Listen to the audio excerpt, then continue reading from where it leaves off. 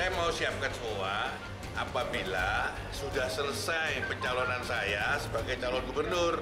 Ini belum apa-apa, sudah minta duitnya kabur kita. Tapi itu pembicaraan sudah mengarah kepada mahar.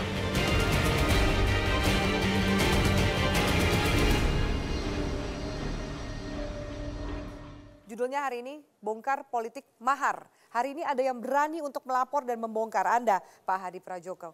Kenapa Anda berani dan apa yang menjadi panggilan Anda untuk membongkar kasus ini, minimal kasus Anda? Tentu dalam rangka mengawal demokrasi setelah reformasi ini.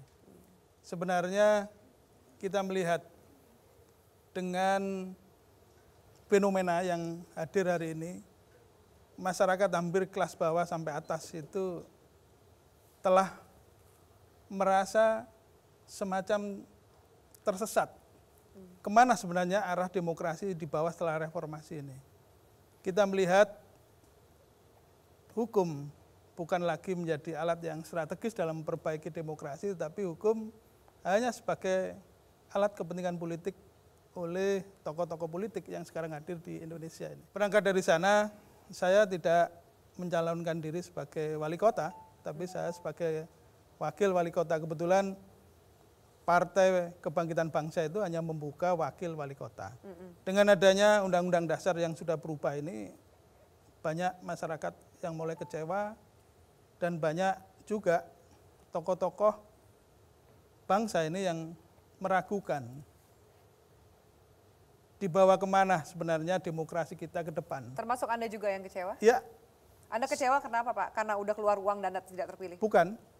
Uang sih tidak seberapa. Berapa sih sebenarnya tadi? Itu pertanyaan yang paling penasaran mungkin orang. Berapa uang yang sudah Anda habiskan untuk mengajukan diri, mencalonkan diri jadi calon wakil wali kota pada saat itu? Kalau persiapan saya antara 5 sampai 10 M. Wakil wali kota. Berapa Pak? 5 sampai 10 M. Apa jawaban yang diberikan? Anda memberikan uang 5 sampai 10 miliar ke... Oh bukan. Saya mempersiapkan diri uang 5 sampai 10 miliar. Yang sudah Anda keluarkan berapa Pak? Yang saya keluarkan untuk partai secara resmi 25 juta. Sempat dimintai uang oleh oknum-oknum yang lain? Ada, terutama underbu partai politik. Setiap partai politik kan punya underbu.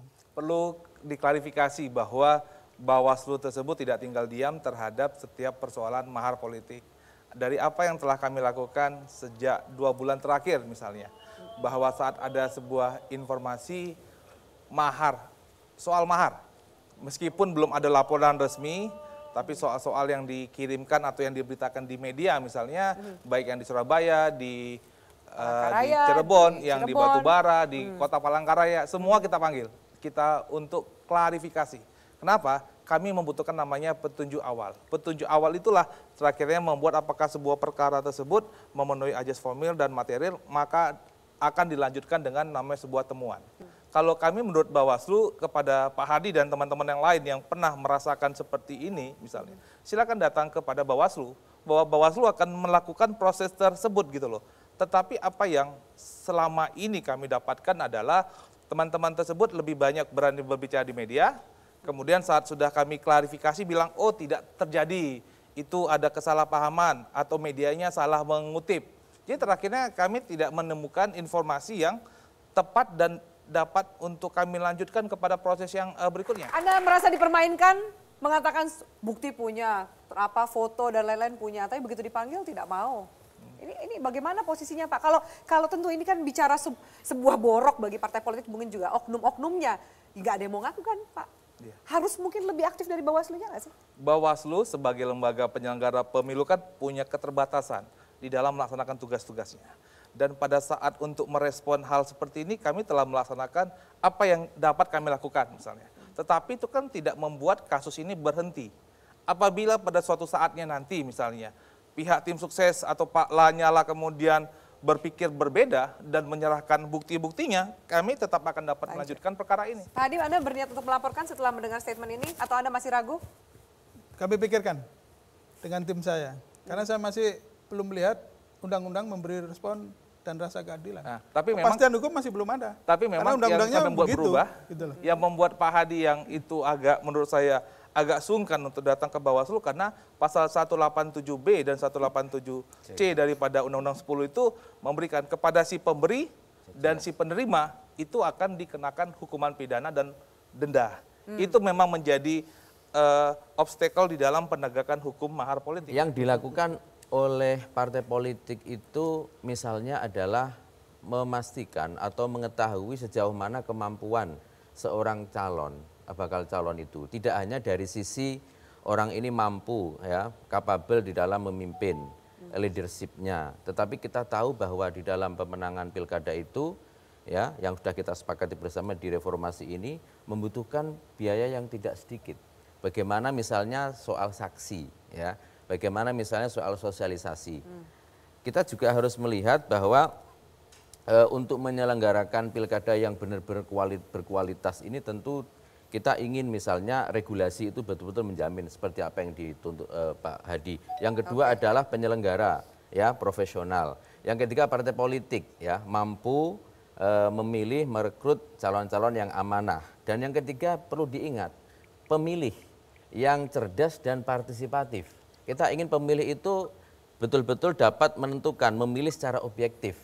Enggak tergantung pada orang ini punya duit apa enggak gitu. Dan partisipatif tentu masyarakat juga punya partisipasi yang lebih aktif, tidak hanya sekedar memilih saja, tetapi kita lihat misalnya dalam konteks Barack Obama, ya, bagaimana masyarakat karena ingin sosok pemimpin yang baik rame-rame ikut urunan kan gitu loh. Kalau dalam tahapan rekrutmen itu, pendaftaran itu dilakukan memang, dan kita laksanakan seluruh bakal calon yang ikut mendaftar, ya, kita serahkan kepada teman-teman di DPC, teman-teman di DPW untuk melaksanakan itu. Ada jadi wajar, uang pendaftaran itu wajar? Wajar, pendaftaran untuk agar gawe nyiapin 10 miliar minimal dilihat di buku tabungan ada saldo 10 miliar itu wajar nggak? Kami nggak pernah mensyaratkan sampai sejauh itu, ya. Jadi ada statement yang lucu dari Perludem. Memang Bawaslu harus genit untuk menuntaskan kasus mahar politik. Apa tanggapan Anda? Ya, pertama, mahar politik ini kan seperti kentut, ya. Dia baunya tercium kemana-mana sejak pilkada langsung di awal, tapi kan sukar sekali dibuktikan. Karena ini hampir seperti suap, Mbak Afi. Suap itu orang yang memberikan dengan orang yang menerima kan sukar sekali mengaku, kecuali kalau tertangkap tangan kan. Nah, makanya praktik mahar politik ini karena calon butuh rekomendasi pencalonan, partai butuh uang, maka sukar untuk dibuktikan. Kan yang keluar ini seperti Pak Hari, Pak Lanyala dan beberapa yang lain itu karena merasa sudah dirugikan saja. Baru kemudian menyampaikan keluhan dirugikan dengan permintaan uang yang begitu banyak tapi tidak jadi dicalonkan. Tapi itu satu hal. Nah, yang kedua menurut saya merespon tadi apa yang disampaikan Pak Arwani. Kalau memang partai membutuhkan uang untuk biaya saksi, kemudian biaya konsolidasi organisasi atau apapun itu namanya, apakah itu iya? Nah, kenapa itu dipertanyakan? Karena kalaupun itu dibutuhkan untuk biaya saksi, segala macam kebutuhan dan pengeluaran calon itu kan harus dilaporkan. Pernah nggak uang mahar itu dilaporkan dalam dana penerimaan kampanye? Nggak pernah. Ataupun kalau butuh untuk partai, pernah nggak uang itu dilaporkan dalam laporan keuangan partai? Nggak ada juga terlihat sepertinya. Jadi siluman aja, ya? Dan kalaupun ya dikatakan untuk biaya saksi, kalau pengalaman beberapa calon kepala daerah, biaya saksi itu kan jadi biaya kemudian nanti yang dilakukan atau dikeluarkan setelah proses kampanye. Dan saksi kan nanti juga di ujung masa kampanye dibutuhkannya pada hari pemungutan suara. Nah, makanya uang untuk memberi uang mahar ini, ya, kalau bisa disebut seperti itu kepada partai, ini masuk kepada kategori yang mana? Bagi partai maupun bagi pasangan calon. Nah, ada beberapa kasus, tadi saya juga baru dengar Pak Hadi ternyata sudah pernah menyerahkan uang 25 juta. Artinya sudah selesai pemberian uang itu.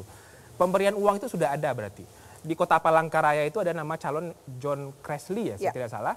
Itu sudah memberikan uang juga sejumlah 500 juta rupiah. Dan diakui oleh Ketua DPW Gerindra itu uang dikembalikan senilai 350 juta rupiah. Sudah ada transaksi uang. Dan juga Pak Lanyala mengatakan juga sudah ada pemberian uang. Nah, makanya menurut saya ada persoalan di konstruksi ketentuan undang-undang bahwa pemberian uang itu sudah selesai dan itu menyulitkan pembuktian, iya. Iya, kalau kita bicara mengenai mahar ini, ya, ada hulu dan hilirnya. Nah, hulunya itu yang sebenarnya yang kita tidak pernah selesaikan. Jadi hulunya itu adalah apa? Hulunya itu adalah mahalnya kandidasi. Saya termasuk orang yang mengkritik nominasi 15% kursi dan 20% suara itu. Kenapa? Karena klaim bahwa itu melakukan untuk efektivitas pemerintahan di daerah itu tidak benar. Enggak juga. Kenapa? Ketika seorang kepala daerah, walaupun dia calon independen misalnya, calon perseorangan, terpilih, tetap saja akan digandoli oleh partai politik. Ada misalnya di sebuah daerah, dia tidak dicalonkan partai X. Begitu dia menjadi kepala daerah, yang bersangkutan itu langsung menjadi ketua partai X yang X di daerah tersebut. Artinya yang ingin saya katakan adalah bahwa klaim efektivitas pemerintahan dan lain sebagainya untuk nominasi itu tidak benar. Terjadi. Yang ada adalah nominasi menjadi mahal karena limited edition. Jadi 15% kursi, 20% suara. Bahkan di beberapa daerah miris sekali calon tunggal. Di banyak daerah head to head. Artinya adalah apa? Artinya hanya orang-orang berduit saja yang banyak resourcesnya yang bisa kemudian menjadi kandidat, yang bisa menjadi calon. Dan tidak ada makan siang yang gratis dalam politik. Sehingga tidak heran kemudian mereka akan membayar partai politik untuk mendapatkan tiket nominasi itu. Bahkan di beberapa daerah mereka memborong semua partai politik untuk menjadi calon tunggal. Waktu calon tunggal itu kemudian tidak dibolehkan sebelum putusan MK, ada skenario mereka memborong semua partai politik, diberikan kepada calon boneka, lalu kemudian dia sendiri maju sebagai calon perseorangan. Dan pura-pura saja pilkadanya. Kalau seandainya anggota DPR itu serius, seharusnya yang namanya persentase threshold dukungan itu dihilangkan.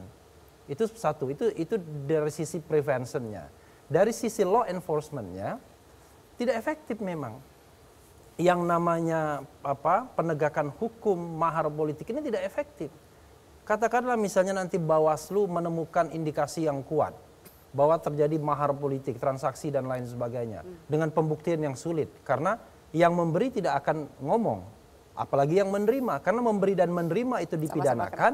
Kalau dia menjadi calon akan dibatalkan pencalonannya, kemudian partai politik akan dihukum tidak bisa mencalonkan untuk periode berikutnya. Karena itu pasti akan sulit. Yang bisa adalah orang-orang yang gagal, orang-orang yang kemudian tidak dapat tiket atau nominasi, nggak ada gunanya. Karena dia akan dikatakan ya karena Anda sakit hati dan lain sebagainya. Tetapi yang menjadi dia tidak efektif adalah nanti akan ada proses pengadilan mulai dari Bawaslu, Panwaslu, kemudian Bawaslu semua sekarang, kemudian ke kepolisian, ke kejaksaan, ke pengadilan, lalu kemudian ada putusan yang berkekuatan hukum tetap, barulah kemudian bisa dieksekusi baik pidananya maupun diskualifikasinya.